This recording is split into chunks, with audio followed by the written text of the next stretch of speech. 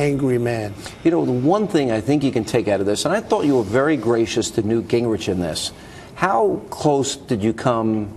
I know you looked at him seriously. You saw what he was capable of in South Carolina. Was it at times, did you find yourself, well, maybe I'm leaning towards Newt. I know him. You met with him.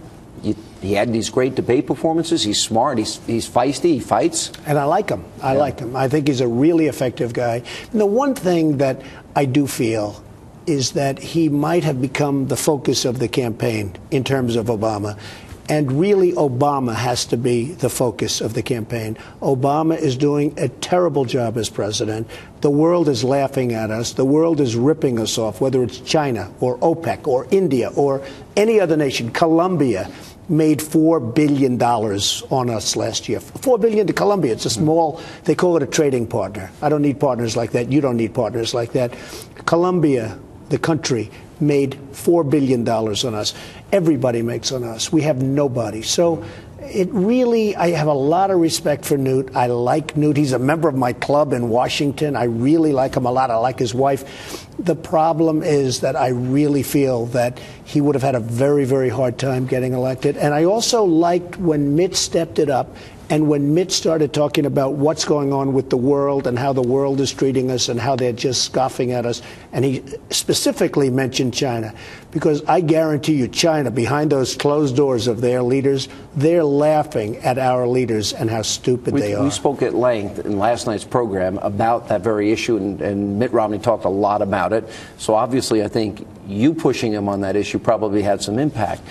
Well, I even now see Obama talking about China a little bit, but in the meantime, he has big deals for, you know, the president of China comes over, they have a state dinner for him. Yeah. The fact is, I actually heard the other night during the State of the Union speech, Obama saying some negative things about China. It's the first time I said, that sounds like my language. I was very proud of myself. Here's the problem. He's not going to do anything about it. No, well, I think his words. Look, I think that was one of the least inspiring State of the Unions, that he regurgitated literally lines that he lifted from past State of the Union addresses that he himself gave. I mean, they're so out of ideas at this point. Here's what I think has got to happen. And you are a fighter. You want somebody that's going to get in there and fight hard.